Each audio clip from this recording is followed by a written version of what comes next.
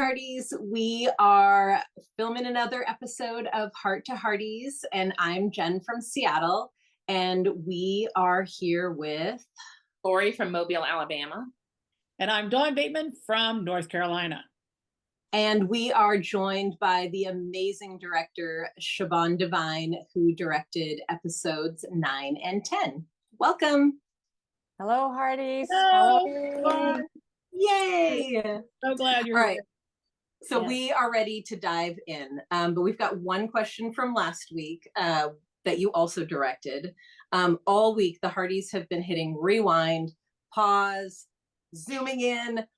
We've had multiple screenshots and videos submitted to the group of that Montague attack. Tell us about shooting that really fast sequenced, fast-paced scene in the stables. Oh, well, I mean, it was really fun.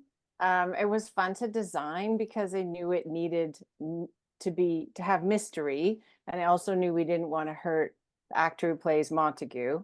So yeah, so I just designed it like I talked to him about it. I'm like, what are you doing in the stables? There was a lot of those sorts of questions, but we knew we wanted it to happen in the stables. So that's why the horses were neighing, and then I did it the first time I shot it on my phone slow-mo, because I just needed to make sure that it was all, it was all there and the hit was there.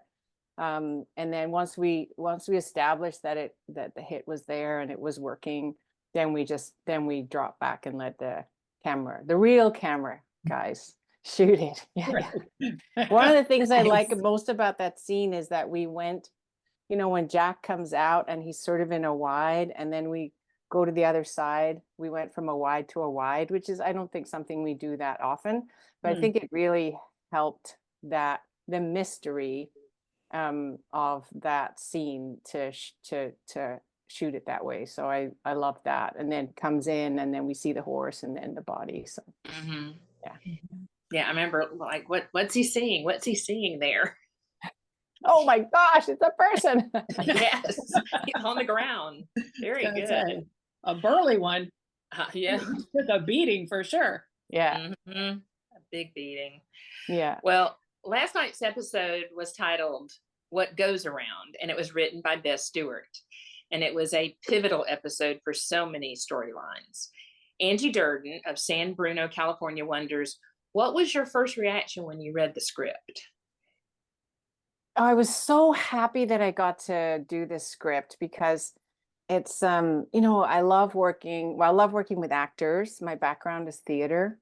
And so, at the end of the day, that's really who we connect to are the characters. And so, yeah, I was really excited when I read both of the episodes, actually, because they are both about character development and, and understanding and moving relationships forward. And so, yeah, I was super excited that I got those two.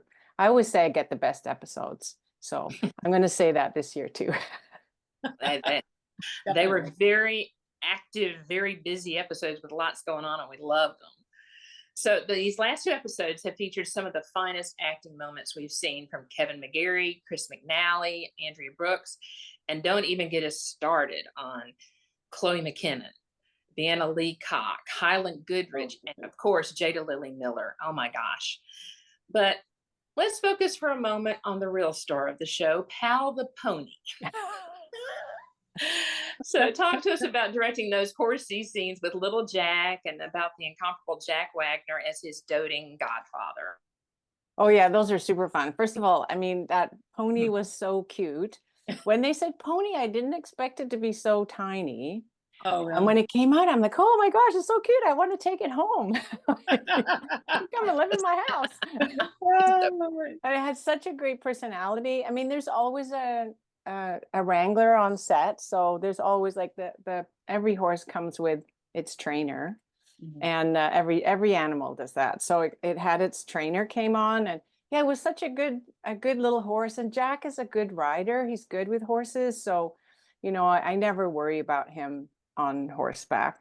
The funniest thing about that little pony though, was we were in the stables. I think we were shooting the scene where little Jack gives the apple to, right. I Yeah. saw that behind the scenes. Yeah, so we were shooting that, and I'm standing next to a stable. There's no horse in the stable, and this huge like neigh comes out of it, and I'm like, what? And I look over the gate, and there's this tiny horse with this huge. It was hilarious. I was like, wow, did you just make that sound? Like this tiny horse, but it made a full grown horse. It made up for it. Al's got a big voice. Huge voice. Yeah. It was so funny. I thought the stable was empty, but it was not. That's funny. Yeah. Well, he's a cutie. So the scene that when Jack brings the pony was super cute because like you just see his face in the door and he has this like little boy guilty look about him. And you're like, what's happening? And then and Elizabeth's like, what's happening? And he's like, oh, I should have told you before. And then he just barrels through, but he was so excited about little Jack learning how to ride that, you know, he went out and bought this pony. And it was only when he got there that he realized that maybe he should have asked first. So yeah, it was really cute. And so the idea was to make sure that that Elizabeth couldn't see the horse until their big reveal, right? And then little Jack's in the background playing when the two were talking, and then he comes running through the legs. Now what's Elizabeth gonna do, right? Yeah. She's not gonna say, "Oh, he had no, not for you." So totally trapped. Yeah, it was a really cute scene. Yeah. It was so And I loved totally it when he real was like, I was only going there just to look. I wasn't gonna buy it. Yeah. Sure you weren't. a totally real moment. I think Yeah. every parent has probably experienced that moment where grandma or somebody their grandpa has done something like that. Yeah, and you're like, oh, great. That's later. That's it. Yeah. Well, continue to talk about Jack Wagner. In last night's episode, there was that great scene with Rosemary where he told her that he needed her brain power to help him work on the Who Shot Lucas case. So how was that Roadhouse moment for you? It was really great because the character of Rosemary is so smart and so strong. And it was like a moment where Jack, he didn't just look at her as an equal, but he was leaning on her brain power. And I loved that because she is such an intelligent character, and that he kind of respected her and was like, and he needed her to help him. I just thought that was a really great, I thought too, it was a great moment. And Jack was great because he was the one, he's like, well, I should walk away and then come back. I'm like, okay, let's try that, Jack. And it worked. I mean, it just worked super great. So, yeah. Well, she came up with something that I never thought of. And of course, Bill never thought of that someone wanted them to think it was Montague. Oh, pretty cool. Yeah. So yeah, he does need her brain power. Yes. Yeah. And it sort of brought her back too, right? Because she was reasonably felt really guilty about Montague's beating. Yeah.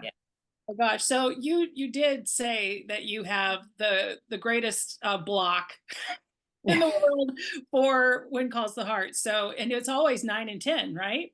You had it does seem to be, as well. So yeah.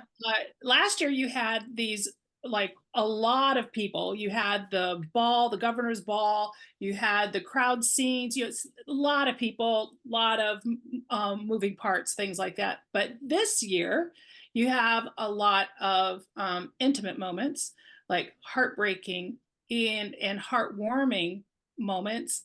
Can you talk about that contrast between what you had last year versus this year, and getting to stretch your different filmmaking muscles in a scene that you directed this year?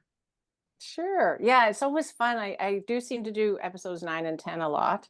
Perfect. I don't know why.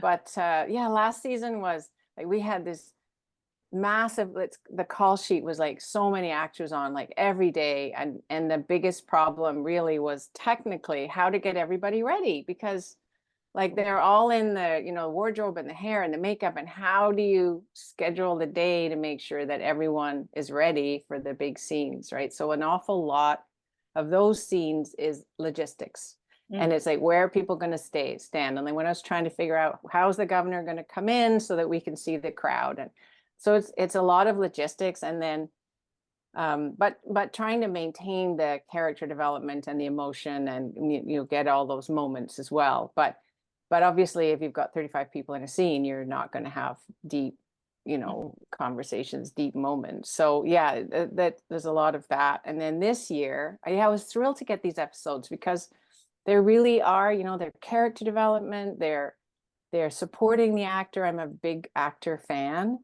And I love working with actors. And so how to support them, because some of these scenes, were like, that's a lot of emotion that the actors have to find, and then they have to go through it over and over again. And then we have to tweak it a little bit to make sure that it's, that the two characters, because you shoot one side and then you shoot the other side. And so to make sure that the two characters are in sync, like that, so that there's a lot of that kind of thinking and, feeling. It's really, a lot of it for me is about feeling the scene and making sure the scene has the same, like, I think of myself as the audience, like, does the scene feel right? Do I feel the emotion in the scene? And then when I do, I know we've got it.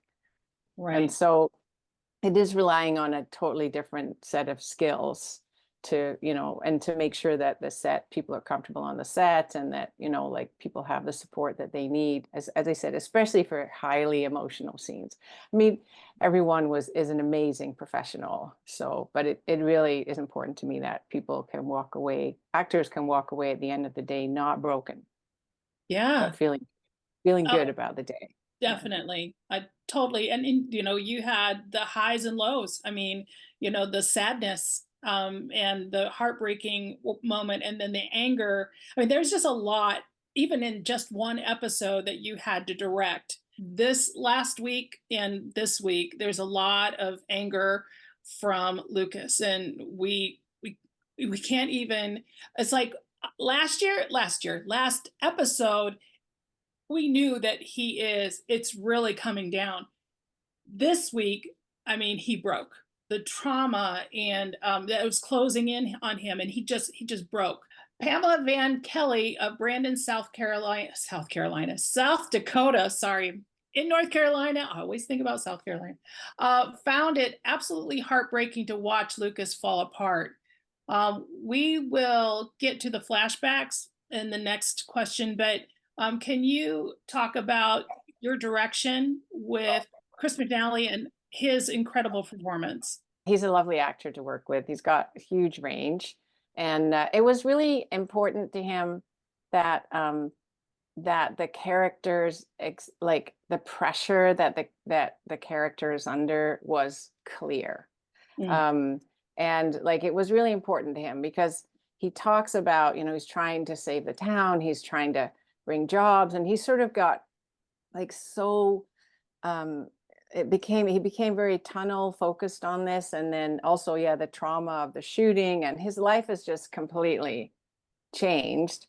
And so it was really his choice to, like, he really needed to tear up the sheets and to take off his jacket. Like, he just needed to explode like that. And I thought he made some really good choices and in there, and it really helped set off the flashbacks becoming more clear, right? Was this extreme anxiety and just that he was feeling, and anger, but not really anger. I don't think necessarily, I didn't really look at it as anger at people. I felt very much that he was angry at himself. Yeah. Right. Yeah. He was frustrated that as a viewer, like, I could feel that he was in this pressure cooker, and you could really, really feel it. And then it was just like, but it felt like complete frustration on his part. So much frustration. Yeah, totally. Yeah, really very frustrating. And so I thought he did a really good job.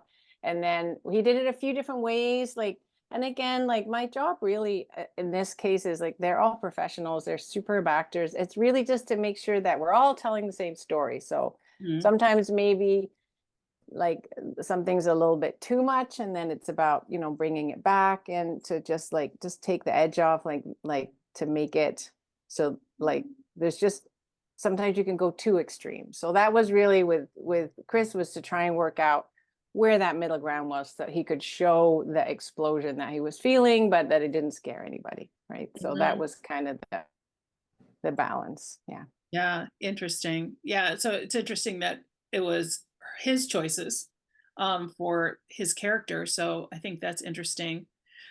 So when you were directing, we're talking about the flashbacks now, because that was an interesting kind of sequence. So Carrie Campo of Issaquah, Washington, wants to know how you shot the scenes in Lucas' office when his memory returns. So the light effect on the back, and it was interesting. The camera just almost looked kiltered, something like that. So can you talk about, and even Lucas, he looked kind of clammy Right. after they're done. So can you talk about that sequence and what you did, and just tell us more?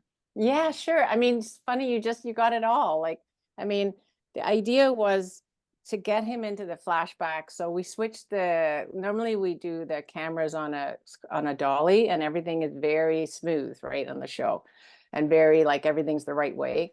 And so with that, we took the camera off the dolly and put it on a gimbal, so that the operator could make it like move it like that. And then also I wanted the operator to go in on Lucas as if we were going like into his brain. So that was, that kind of the idea.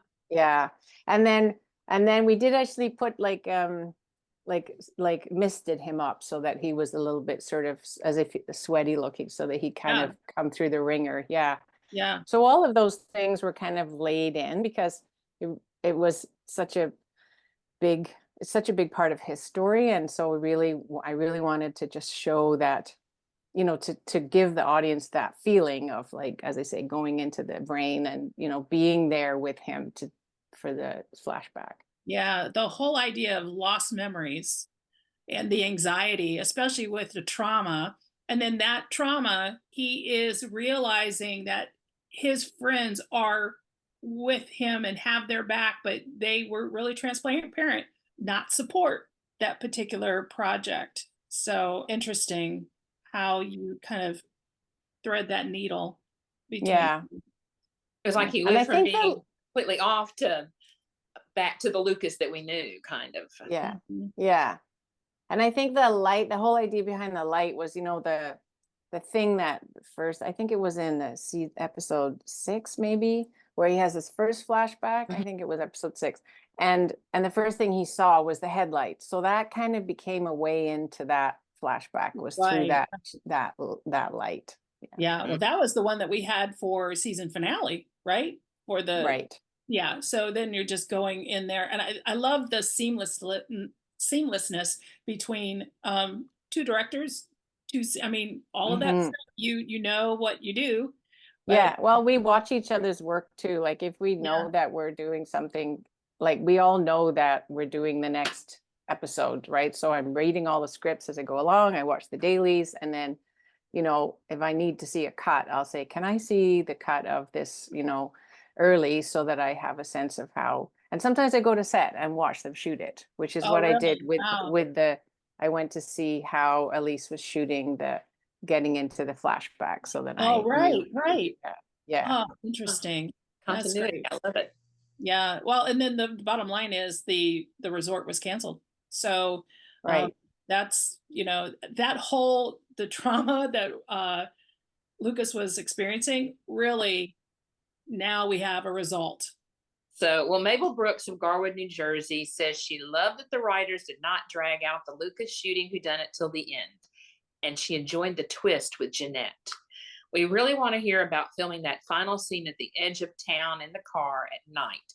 It had that film noir feel to it, kind of like how the flashbacks did. It was raining. It was a real tight space in that car. How did you pull all that off? Scene at the end. Oh my gosh, I love that scene so much. So I was trying to I walked all around the village. You've all been to Hope Valley, right? So I walked all around to try and get the spot with the best vantage point of town, so that it wasn't just in the dark. Right. you know, they were really on the edge of town. And then Jeanette, the woman who played Jeanette, learned how to drive that car, which is like a double clutch, like crazy Motored. car. Never did. Yeah, Good. she learned how to drive that. And then when I was looking at where I chose, I'm like, oh, you know what I think we need here? We need like the camera to go up and show the town and watch Lucas walk back kind of alone, you know, like he is kind of alone, even though his you know, he's sort of made up with his friends, but he sort of feels very alone in this, and he's decided to, you know, to help Jeanette out, and he hasn't told anyone. So I really wanted him walking up the road in the middle of the road by himself to sort of like show that. In the rain. The rain was Yeah. fortuitous. Oh, really? It was just raining. Wow. Oh. Yeah. So, and we, you know, sometimes it rains a lot in the fall in Hobart, and like in that town in Vancouver. And we have these massive fly swatters that we put up, and then the DP brilliantly makes sunshine. But for this scene, it was so perfect. I'm like, no sunshine. I don't want the fly swatters up. Like, let's play the rain because it's just so perfect. So yeah, so between takes, of course, they have to wipe down the car, and then they would drive the car back in, and then, you know, to make sure that it all matched, like all the, you know, the rain. Was it hard to light that? Because I'm sure there's not really lights in those old cars. Yeah, well, so when we're doing a night shoot, it's the same with the end of the night shoot in episode 9. So when we're doing a night shoot, the DP gets started. They probably start that out like 5 hours early, putting the lights. Like, they know where the lights need to go. So when they have time, they'll send the electrics out to get started setting those lights. Yeah. Because it does take a long time to light night, because you know, you have to light everything. Yeah. The town was lit up on purpose, and there was like smoke coming from the chimneys. Love So it. yeah, that was all That's done. gorgeous. That's gorgeous. Yeah. Great. He did a really good job. Yeah. It's like he had turned his back on Jeanette and was heading back to Hope Valley. So Yeah. that was really well done scene. I loved that. Oh, thanks. I love that too. So moving now to Faith and Lily. I just loved that ice cream parlor scene when Faith had told her little stuffed dog Rufus to tell her every day that Auntie Faith loves her. And then we had Ned, who was watching and saw how much all their hearts were breaking in that scene. Was he speaking, you know, for all of us Hearties who were watching that scene? Is that what you intended? Well, I mean, I think the writing of a lot of these scenes is so clever, because, you know, when he came in, you're right, he was us, and he just, like, they were all fine. And he's like, why the long faces? And he just tripwired like the misery, and it gave, like, you know, all the May and Faith, like it gave them something to play against, instead of just being the strong soldiers and pretending everything's fine. So it was really clever to have him come in, and he's so, like, he's a lovely actor, and he's just so, and the character is so optimistic, and so for him to come in and feel the weight of the space was, you know, I think it really added something to that scene. Yeah, I love that scene. That little Chloe she's something. Yeah, we're going to talk about her right now. Cindy Gervais of Freeport, Maine said Chloe was incredible playing Lily. She asked, what was your strategy to get her to cry so genuinely?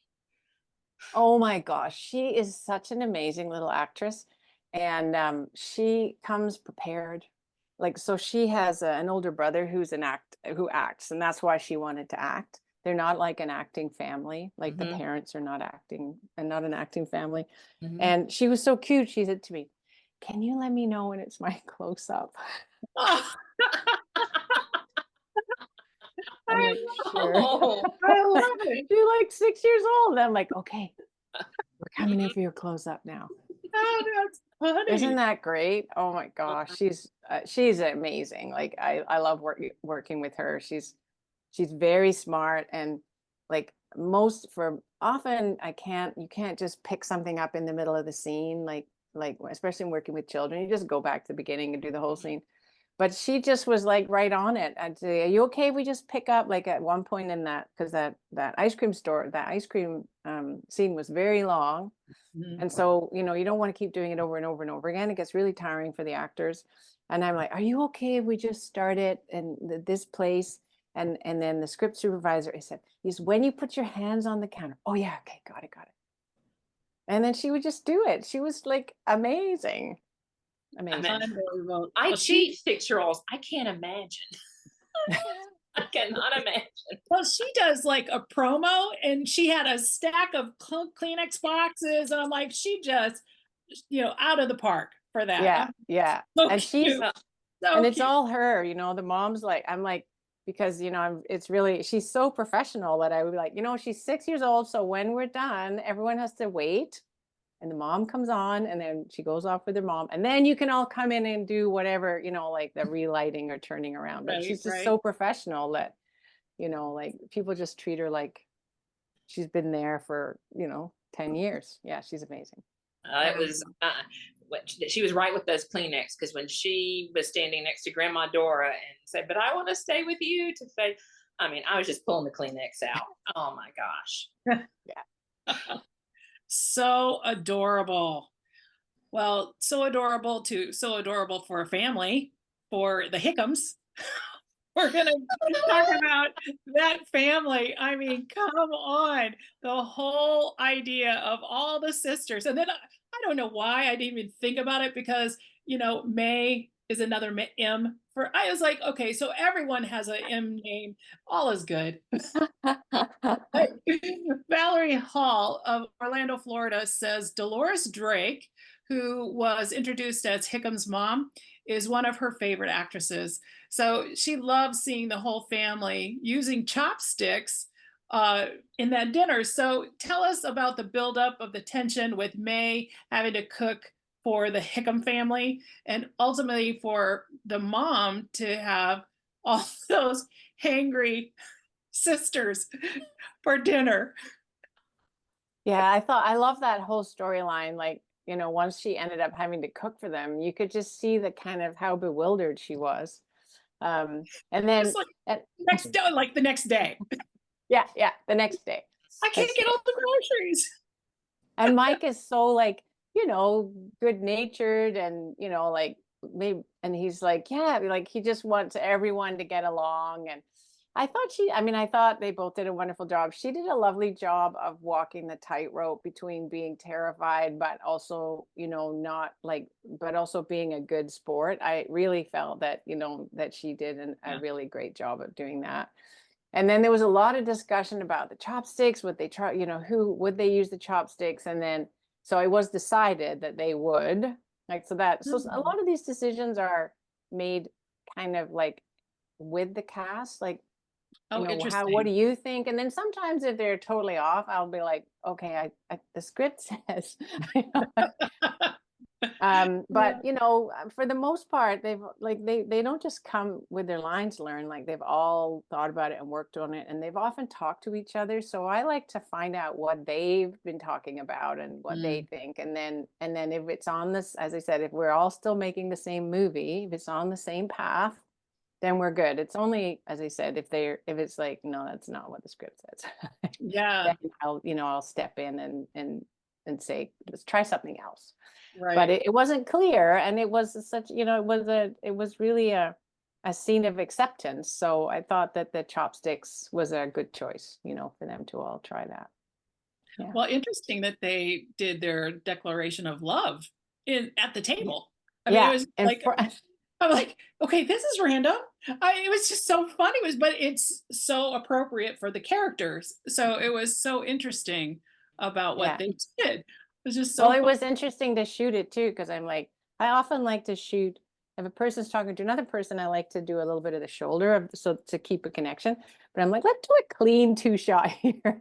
Like to just go in tight, just the two of them, so that at least we're just with them privately, and they're not, like rather than at the big table. So I think that kind of worked. Yeah, they just Oh, definitely. it just stumbled out, right?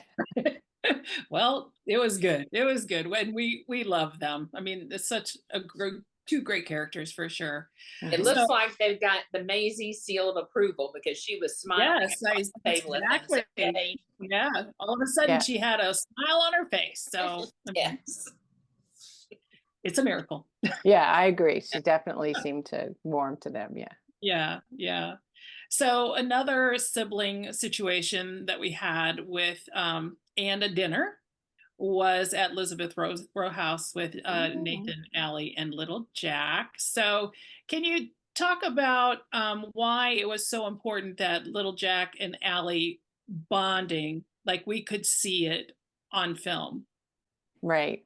Well, it's funny, in real life, Jada is really great with Highland. Like they have a really great relationship. She's like a super kind, lovely person. Mhm. And so, yeah, I think it was good for them to bond. Like they have hung out together. I mean, even I think last season they were playing Yeah. together. That's right. In my episode, actually. But I think it was important that we saw them bond, Mhm. because, well, I don't know where we're going, of course, with the whole, Right? but it's a lovely family unit, Mhm. and that they get along, and it's nice for for each to have a sibling that they're two onlys. So yeah, I thought that was a really sweet little scene. That's why, so when we shot it, like I made sure that we did coverage on the two kids so that we could see them actually looking at each other. And Yeah, yeah. I love that they are talking. I love Highland has more lines now, and it's just so lovely that they have Mhm. the opportunity. And I know that they had an off-screen kind of bonding even before season 10, I think. So they were kind of a good pair anyway. So love Yeah, that. Yeah, yeah, that's yeah. great. So we heard that Jada had a great performance. I mean, Kevin was talking about it before we even saw it, but she did not disappoint. I mean, truly, such a powerful performance. So, but some of the things that were, you know, um, the emotional things that with Nathan and Allie was so great, but there was also a moment that is with best friends and the walk and talks with Angela and Allie. So can you talk about how you can convey that connection with friendship in a like a not a sibling but a best friend scenario, and how did you direct those moments? Yeah, I mean, a lot of those, I love the fact that they're walk and talks because they get to be close, and but they don't have to look each other in the eye, which is reasonable because one of them is blind. So it really makes sense for them to walk and talk and do those like to have those conversations that way. A little bit like, when you're in the car with and you want to have a difficult conversation, the best thing to do is get in the car, and then you don't have to look at them. Right. Right. Yeah. So, it's like it's a, like a kid version.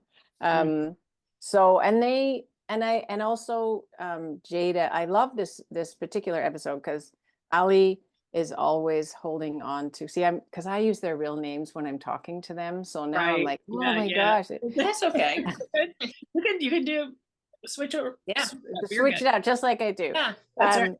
Yeah. So, but Jada is always hanging on to Vienna because Vienna can't see. Right. And then I loved that. Then it was Vienna's character that gave Jada's Allie the money. I loved that. That was really, I thought, very special. That each child helping the other where each child needs help, and I thought that Right. was really super special. Yeah. And keeping her secret, and then finally having to break down and That's a tell the hard. I truth. think as it, because they are in the show. Are they more than 16? Yeah, I think so. I think Vienna is 18 because I I know. worked with Yeah. her in the fall. I don't know about the characters versus Right. the Yeah, but- yeah. The actors are both, I think, 17 and 18, Yeah, but exactly. I think the characters are more like 15-ish. Yeah, Yeah. exactly. 15, 16. Yeah, because that's Yeah. really interesting dynamic. I remember when I was growing up. I mean, I have my best friend from high school, so right now. So I remember all of the things and antics Mhm. and that is an interesting dynamic, and I just love to see it on film. So that's perfect. Well, and Yeah. it was such a tough moment for Vienna to play as Oh, yeah. Angela in the Yeah. schoolhouse when both Nathan and Elizabeth are like, "What do you know? You know something," Yeah. and she is so torn. That well done. That was really Yeah, I thought she did a great job there, and Mhm. I put her between them, so she was really, Yeah. like you could see her dilemma. That's right. Yeah, Yeah. yeah. Well, And silence just is always a yeah, tell sign for Mhm. that. yeah. Wow.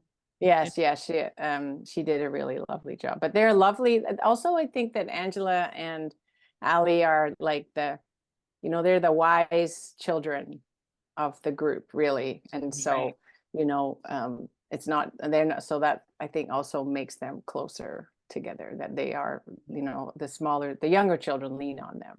Right. Yeah.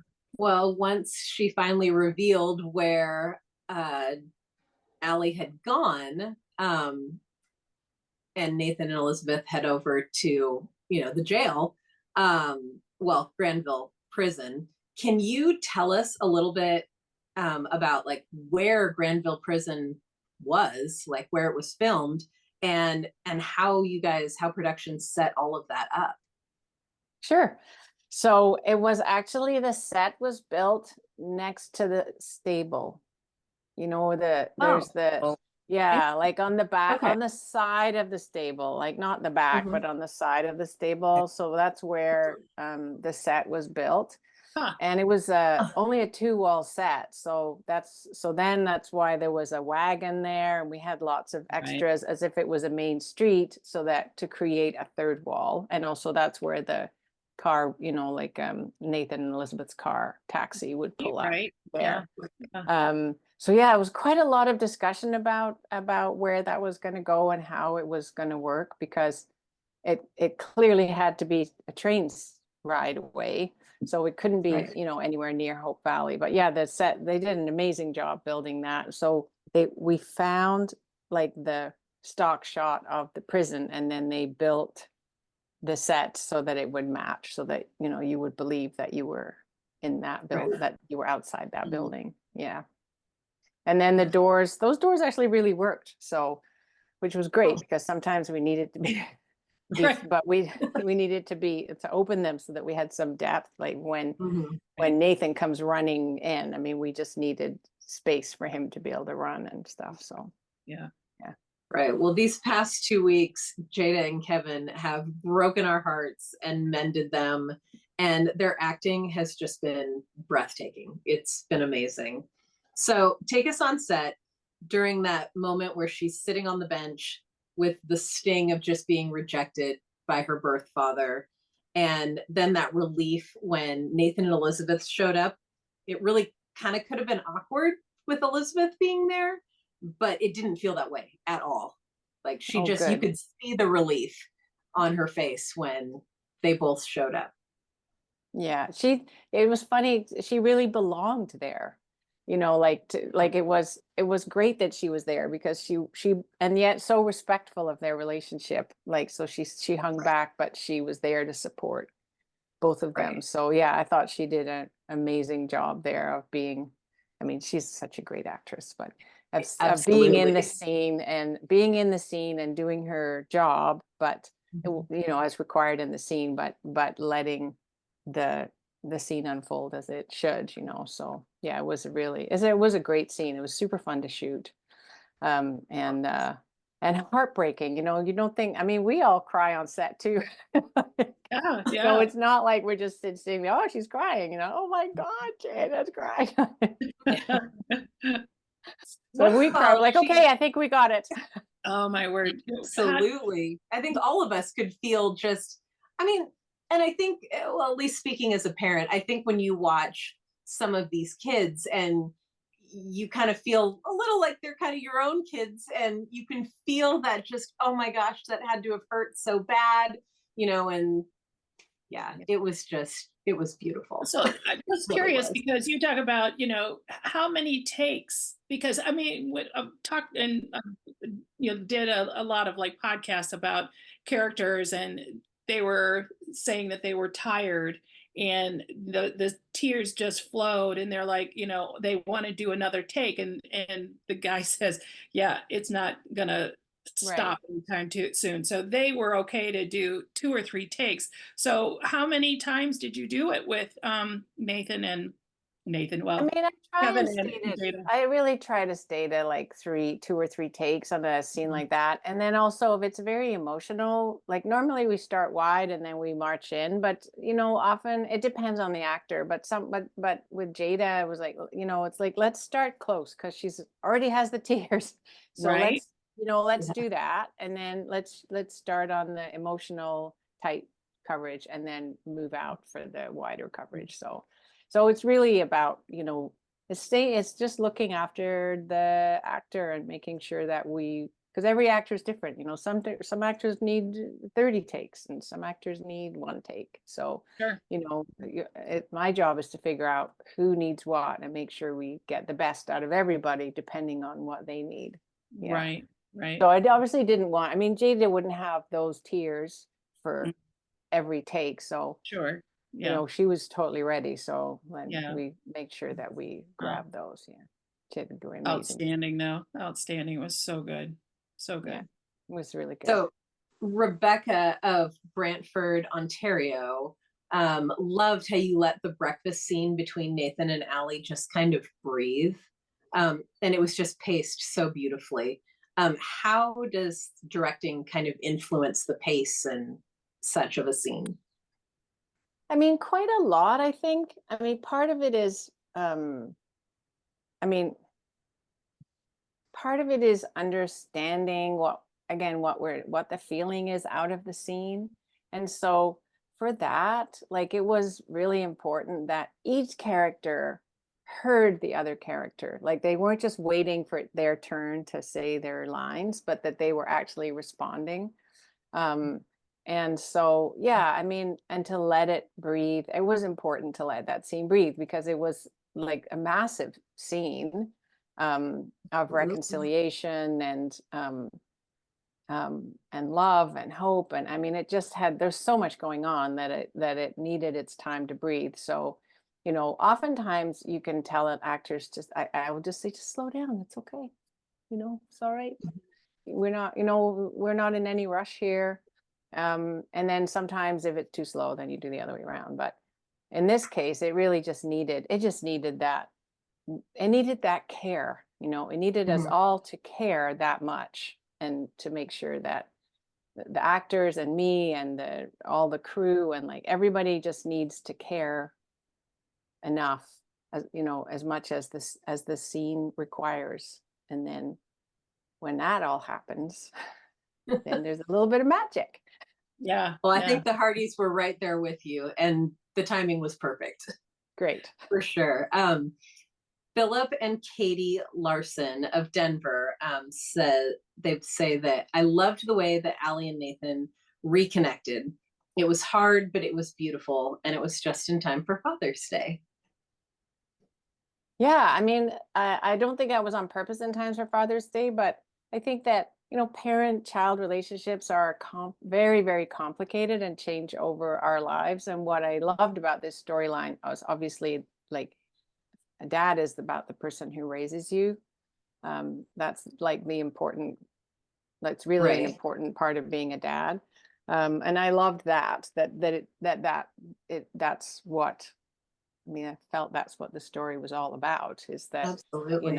Your family is the one that raises you and loves you and looks after you and guides you, not just the person who, Sometimes your family is who you choose. Yeah. Not Yeah. who you are. Yeah.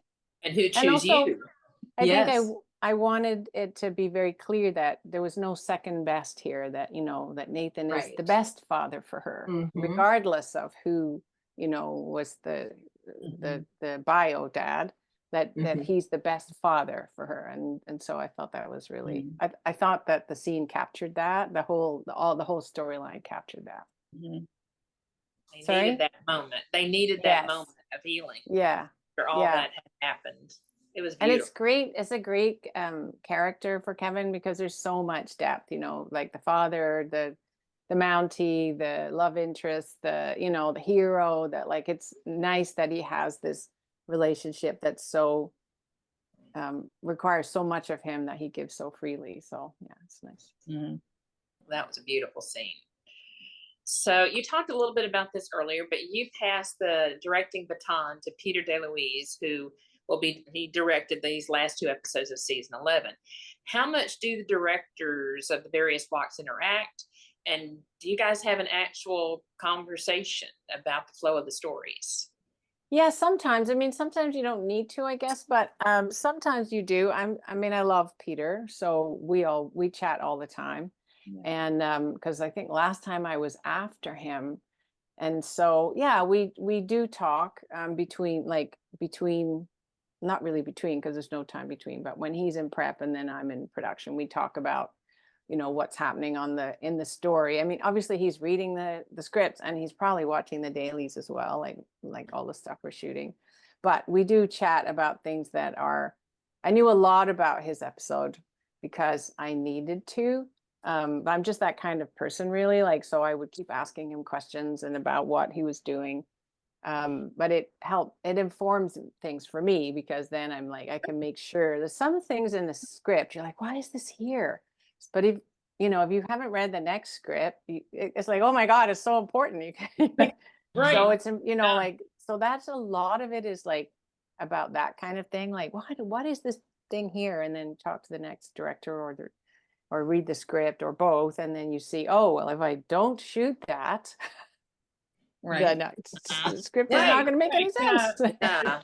Lost in translation for Yeah. sure. Yeah. So, Uh-huh. I mean, and I trust the writers, because they make sure that everything's, that they need everything, but it's still better. It's good for me to talk to the next person to make sure that I'm doing everything they need, and that,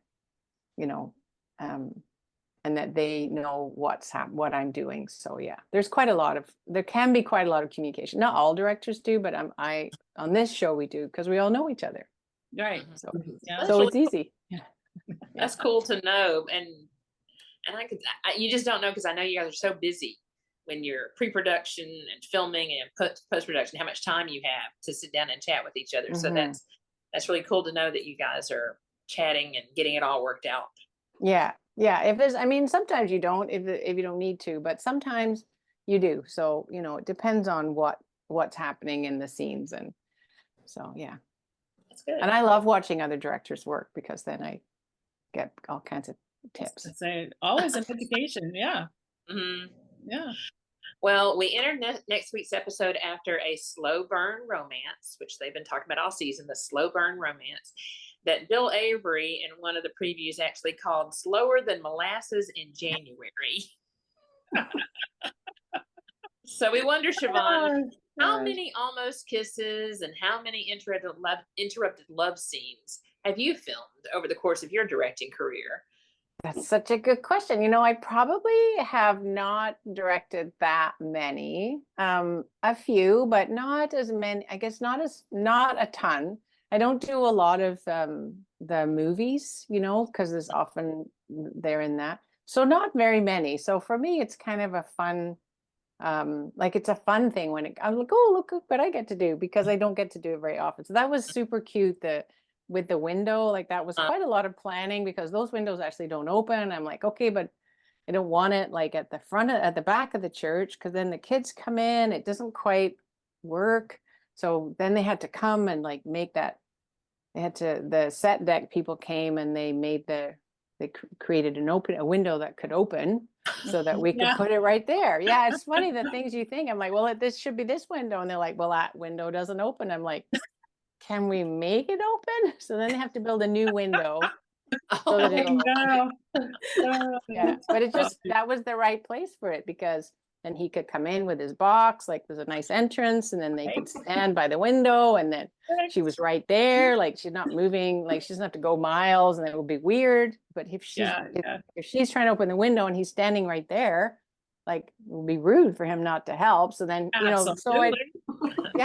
then when they're standing there, and then the kids come in, and then they just have to turn, like, so it just was the right window. That's all. Yeah. Well, even when Hearties saw the preview and it stopped, and they knew that was going to be interrupted. They just knew it. We're anticipating that all the time. Yeah. Oh, yes, we know. Well, then the window just dropped suddenly when the kids came in. How did that work?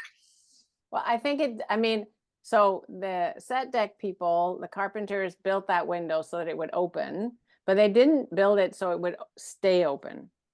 So actually Nathan was holding it until the kids came in, and then as soon as he let go, it dropped. So that's what happened there. Like it was built to drop like that when they turned around. Keep your fingers out of there. My goodness. Yeah. I was like, well, maybe it was the broken glass, or who never. No broken glass. No broken glass. Perfect comedic point to that. That was really good. So now we know you're a wonderful director, but if you were writing next week's episode, we wonder who you would have rescue Rosemary and Elizabeth from being held hostage in the saloon. Nope. Not going there. No comment on my word. Nope. Sorry, that's a no comment. We were going to try to be a little tricky there, just trying to be a little bit tricky. No, I cannot speak about the next episodes. I'm sorry. Oh my word. We keep trying, Hearties. Even though they're really going to be great. Whatever it is. Well, this episode was so great. I mean, come on. But so can we look forward to you doing your art in season 12? Yeah. Really? Yeah, for sure. You know the blocks? I do. She's not telling us that either. So I'm going to do a chip for 9 and 10. Yeah, no, I'm very excited to be coming back next season. So that's awesome. Oh, we are so pleased. That's perfect.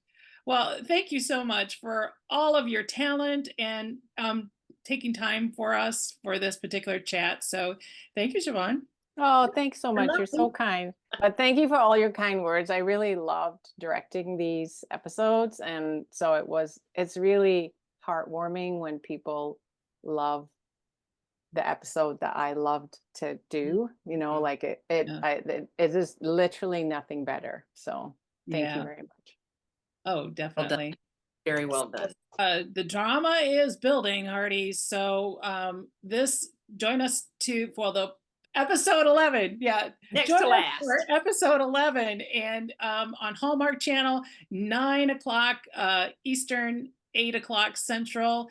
And make sure that you join us at X #Hearties, and then with the YouTube channel, like and subscribe and get some comments. We really had comments the last writers that people were commenting about the story. It was really good. So we love the comments and we go through them, and we appreciate all the participation that we have. So so glad that we had the opportunity to talk with Siobhan today, and we're looking forward to 2 more episodes, and the season is done. So interesting. So anyway, thank you so much for your time, Hearties, and this is Heart to Hearties.